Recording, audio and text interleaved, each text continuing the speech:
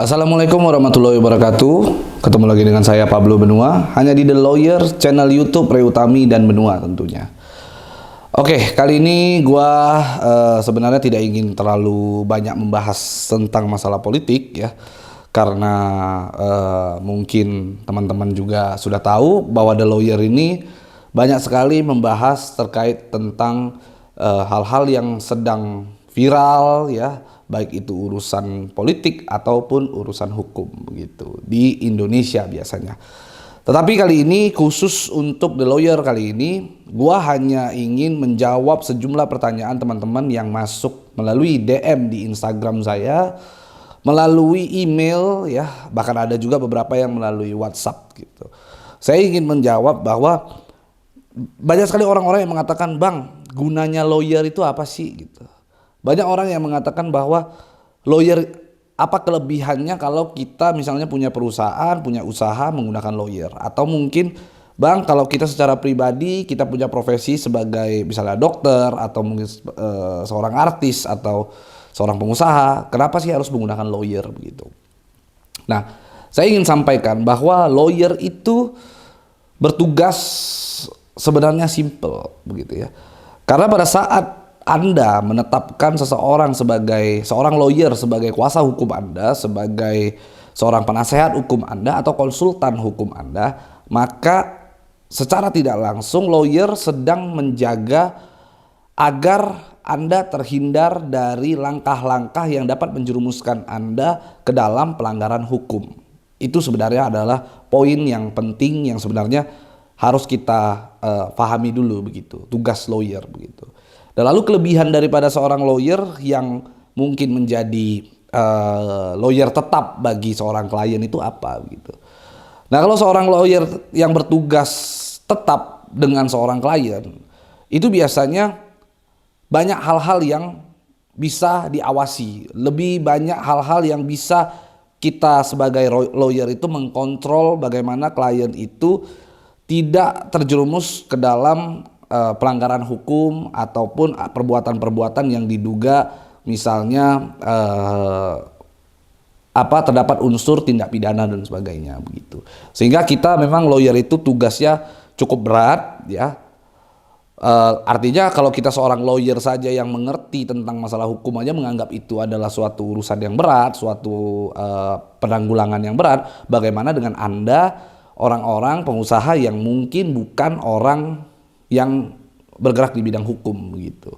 Otomatis Anda juga perlu adanya seorang lawyer yang membantu Anda dalam menyusun mulai dari draft perjanjian Anda dengan klien Anda, poin per poin, pasal per pasal, ayat per ayat harus disusun dengan rapi, baik dan benar agar Anda tidak terjebak sendiri ke dalam surat perjanjian yang Anda buat begitu.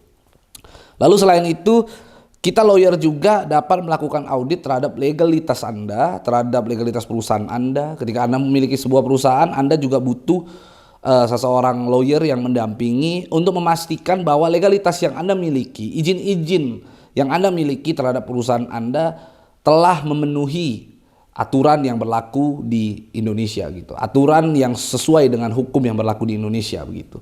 Jadi Anda tidak sampai salah langkah. Selain itu juga banyak sekali teman-teman mungkin mengetahui bahwa saat ini di masa pandemi COVID-19 ini otomatis banyak sekali orang-orang yang mungkin sedang mengalami kesusahan begitu ya, sedang mengalami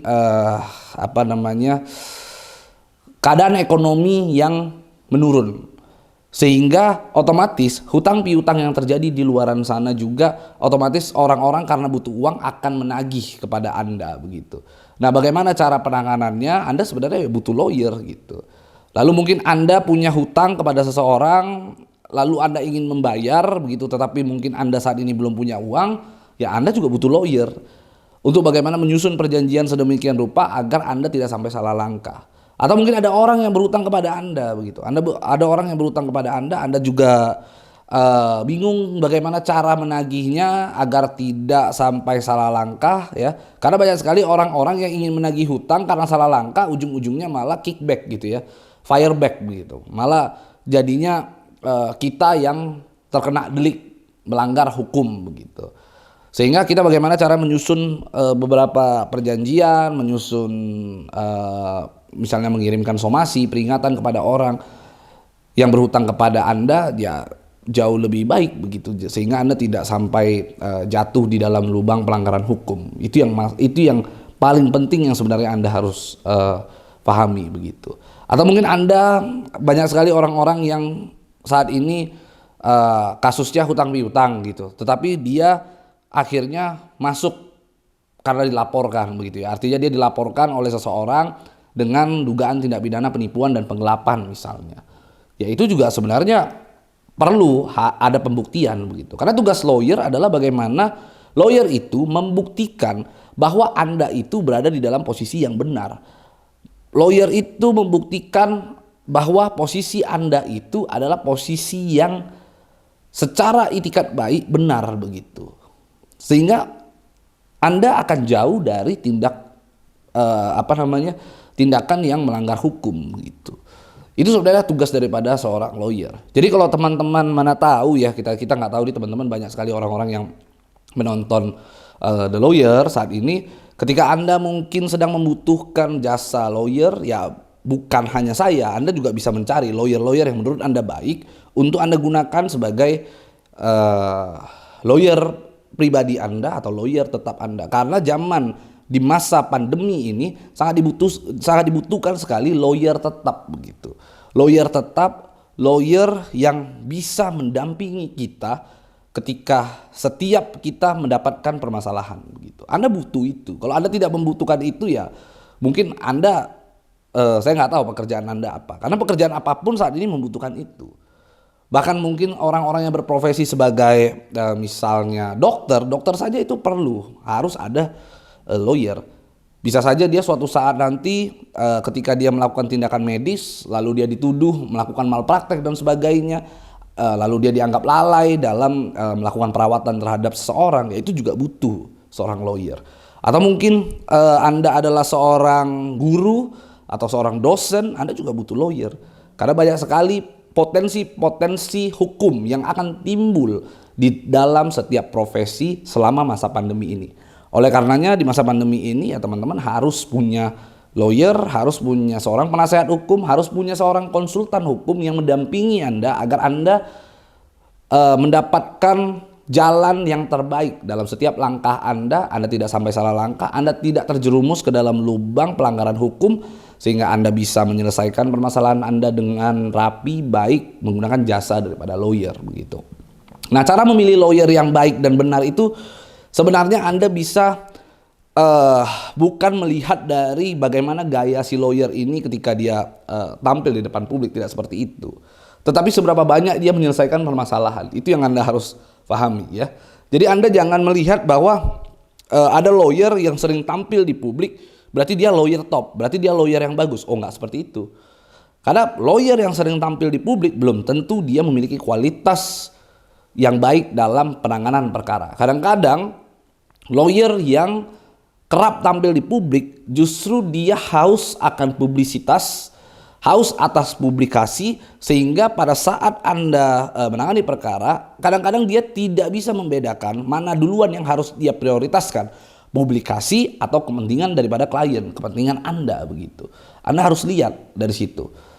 Nah, kalau saya selalu secara pribadi memperlihatkan atau mempertontonkan bahwa ketika saya berhasil melaksanakan tugas dengan baik sebagai seorang lawyer, saya akan post. Tapi ketika saya sedang menangani perkara yang menurut saya tidak penting-penting amat untuk dipublikasi, saya tidak akan haus publikasi gitu ya. Saya biasa aja.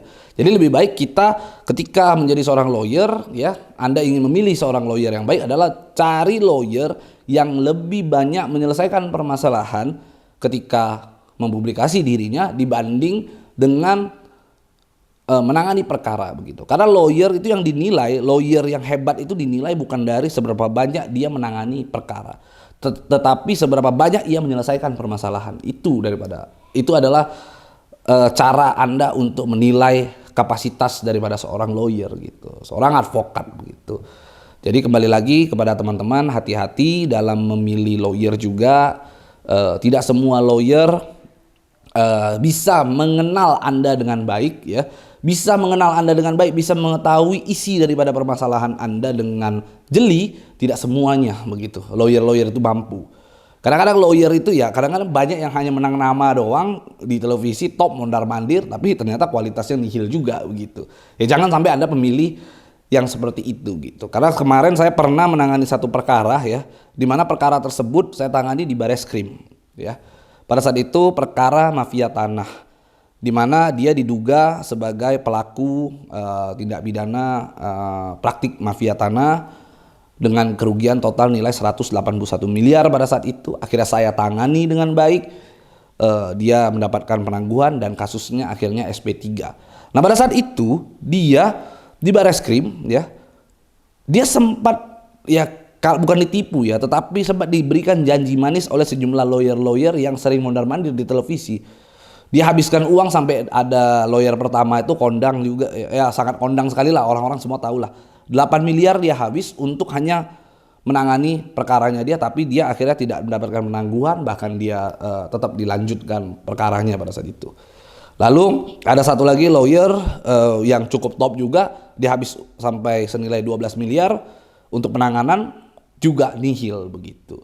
Akhirnya saya yang masuk, saya sebagai lawyernya, dan alhamdulillah beres, dia mendapatkan penangguhan dan SP3. Nah, cari lawyer yang seperti itu gitu. Cari lawyer yang menjual kualitas, bukan menjual kuantitas gitu ya. Kadang lawyer-lawyer kalau mungkin Anda lihat di sosial medianya hanya menjual kuantitas gitu. Menangani perkara ini, menangani perkara itu. Jangan yang seperti itu. Cari yang seberapa banyak dia menyelesaikan permasalahan dan kualitas permasalahannya. Lihat juga lawyer-lawyer yang menyelesaikan permasalahan. Jangan permasalahan-permasalahan receh lalu Anda samakan dengan permasalahan Anda begitu. Yang mungkin permasalahan Anda besar, kecuali permasalahan Anda receh juga.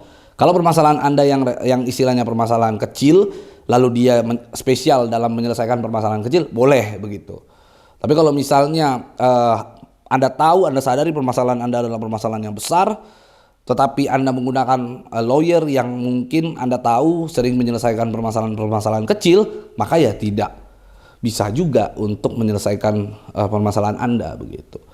Nah, jadi itu yang ingin saya sampaikan kepada teman-teman dia dalam memilih lawyer, bagaimana tugas dan tanggung jawab lawyer itu ya. Nanti kita akan seterusnya akan sering-sering membahas tentang bagaimana kapasitas seorang lawyer yang baik itu dalam menangani seorang klien. Dan ingat kepada teman-teman, saya selalu mengedukasi kepada teman-teman, jangan pernah Anda ketika sudah kebakaran, baru Anda cari pemadam kebakaran. Jangan seperti itu. Anda harus punya persiapan. Karena kita tidak tahu, siapapun orang di Indonesia ini, mungkin ya 80% akan menghadapi permasalahan hukumnya. Ya, orang yang berada di Indonesia saat ini, 80% akan menghadapi permasalahan hukumnya. Kita tidak tahu begitu, kapan permasalahan itu akan datang gitu. Sehingga untuk mengantisipasi Anda perlu menggunakan lawyer pribadi. Anda perlu menggunakan seorang lawyer yang memang tetap mendampingi Anda. Kapanpun Anda punya masalah, dia siap untuk menyelesaikan permasalahan Anda. Cari lawyer yang seperti itu. Jangan Anda cari lawyer ketika Anda sudah punya permasalahan. Karena di situ Anda akan menghabiskan biaya yang cukup besar sekali. Ini saya sharing sebagai seorang lawyer. Saya sharing juga berdasarkan pengalaman saya. Karena ketika Anda punya masalah, maka mungkin nilainya akan jauh lebih besar yang timbul. Lawyer-lawyer akan pasang tarif yang tidak main-main kepada Anda ketika Anda sedang menghadapi satu permasalahan, lalu Anda mencari lawyer secara dadakan. Itu tarifnya lumayan. Tapi kalau Anda seandainya dari awal ya sudah kontrak dengan lawyer tersebut secara pribadi ataupun perusahaan Anda menggunakan lawyer tersebut, lalu lawyer tersebut menjadi lawyer tetap di dalam hidup Anda dan keluarga Anda, maka lawyer tersebut akan siap membantu Anda ketika Anda memiliki permasalahan dengan biaya yang minim. Itu yang sebenarnya penting. Karena saya merasa begini nih, lawyer itu profesinya hampir sama seperti dokter, sama-sama memiliki tugas yang sangat mulia sekali gitu. Ketika Anda sudah punya penyakit kronis ya, maka biaya yang Anda akan keluarkan sangat banyak, sangat besar kepada seorang dokter. Tetapi ketika Anda punya dokter pribadi, mungkin Anda akan diberikan vitamin, obat, suplemen dan sebagainya. Mungkin ketika dia punya info-info vaksin terbaru, Anda duluan yang akan tahu bahwa ada vaksin terbaru dan sebagainya. Kan begitu. Sehingga akan jauh lebih minim permasalahannya. Jangan Anda sudah kronis baru Anda cari dokter. Kalau Anda sudah kronis cari dokter, selesai. Pasti nilainya akan sangat luar biasa sekali ya. Anda dirawat, infus, oksigen dan sebagainya begitu. Nah, sama juga dengan lawyer. Jangan sampai kronis, jangan tunggu sampai Anda kronis begitu ya. Intinya selesaikan permasalahan Anda. Kalau masih kecil, gunakan lawyer sekarang. Kalau tidak ada masalah pun, gunakan lawyer sekarang. Silakan Anda cari lawyer yang menurut Anda cocok dengan Anda, sepemikiran dengan Anda, kontrak. Setelah kontrak, nilainya minim, lalu Anda bisa mendapatkan fasilitas konsultasi hukum gratis setiap harinya begitu. Dan ketika Anda punya permasalahan, lawyer tersebut siap dalam membantu dan membela Anda. Oke, itu aja seputaran lawyer kali ini yang kita bahas ya. Jangan lupa untuk di-subscribe channel ini dan jangan lupa juga untuk di-like, di-komen dan di-share agar kita dapat berbagi informasi untuk Indonesia yang lebih baik. Saya Pablo Benua, ciao.